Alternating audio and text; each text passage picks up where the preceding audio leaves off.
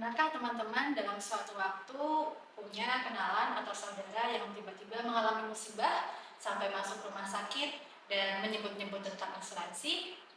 Untuk mengetahui tentang apa itu asuransi dan bagaimana pandangan Islam terkait asuransi, yuk simak video berikut ini.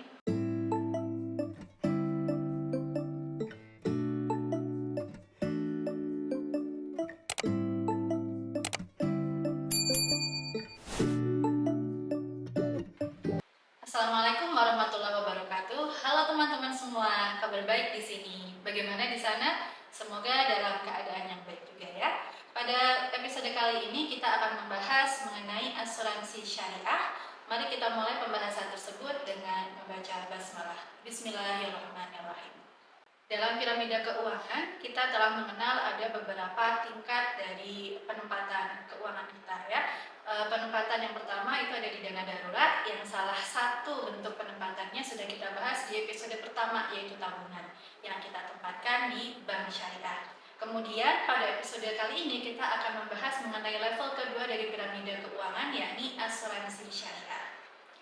Teman-teman, asuransi syariah ini kita bisa analogikan seperti sebuah benteng ya, di mana peran asuransi syariah ini sebagai benteng finansial yang akan melindungi kita saat ada pengeluaran-pengeluaran tak terduga yang ditimbulkan dari musibah-musibah yang kita alami dalam kehidupan kita. Nah, jika tidak ada asuransi, bisa ada kemungkinan dana darurat yang sudah kita siapkan, tabungan kita yang ada di bank syariah, ataupun dana darurat dalam bentuk lainnya itu ternyata tidak memadai untuk bisa membayar kebutuhan mendadak atau kebutuhan tak terduga tersebut gitu ya. Sehingga asuransi syariah ini kita perlukan sebagai level 2 dan menjadi benteng finansial dalam keuangan kita. Oke teman-teman, sebagai contoh dari perusahaan asuransi syariah yang ada di Indonesia, kita bisa mengeceknya di laman Asosiasi Asuransi Syariah Indonesia berikut. Ya. Di sini kita bisa melihat ada beberapa perusahaan asuransi syariah yang ada di Indonesia seperti Amanah Jiwagiri Arta, Asuransi Syariah Keluarga Indonesia, Capital Life Syariah, Bumi Putra Syariah, Prudensial Syariah, Takaful Keluarga, dan lain-lain. Kemudian, apa itu asuransi? Asuransi sendiri definisinya berasal dari istilah Belanda asurantie atau istilah Inggris yaitu insurance, di mana asuransi merupakan perjanjian antara dua pihak atau lebih, di mana pihak penanggung atau perusahaan asuransi mengikatkan diri kepada tertanggung atau nasabah asuransi. Nasabah asuransi dalam hal ini membayarkan premi asuransi untuk memberikan penggantian kepada mereka karena kerugian, kerusakan, atau kehilangan keuntungan yang diharapkan yang timbul dari suatu peristiwa yang tidak pasti atau didasarkan atas meninggal atau hidupnya seseorang yang dipertanggungjawabkan. Nah, pengertian ini merupakan apa yang sudah dijelaskan di dalam Undang-Undang Nomor 2 Tahun 1992 tentang usaha perasuransian. Kemudian, asuransi syariah adalah usaha saling melindungi dan tolong-menolong di antara sejumlah orang atau pihak melalui investasi dalam bentuk aset dan atau tabaruk yang memberikan pola pengembalian untuk menghadapi resiko tertentu melalui akad atau perikatan atau kontrak yang sesuai dengan syariah. Di asuransi syariah, akad yang digunakan tidak boleh mengandung unsur gharar, maisir, riba, dzulm, riswah, barang haram, dan maksiat. Pengertian asuransi syariah ini sebagaimana yang sudah dijelaskan oleh Majelis Ulama Indonesia melalui Fatwa Dewan Syariah Nasional. Oke, setelah teman-teman tahu bagaimana sejarah asuransi syariah di Indonesia, kemudian apa saja contoh perusahaannya. Nah, sekarang apa saja ya produk yang ditawarkan oleh perusahaan-perusahaan asuransi syariah? Secara umum, produk yang ditawarkan oleh perusahaan asuransi syariah itu ada 5. Yang pertama adalah asuransi jiwa syariah, kemudian yang kedua adalah asuransi kesehatan syariah, yang ketiga asuransi pendidikan syariah, yang keempat asuransi unit link syariah, dan yang kelima asuransi haji dan umroh. Kemudian di asuransi syariah, dana yang dibayarkan oleh para peserta asuransinya akan dikelola melalui beberapa macam akad. Di sini kita akan membahas 2 contoh akad tersebut.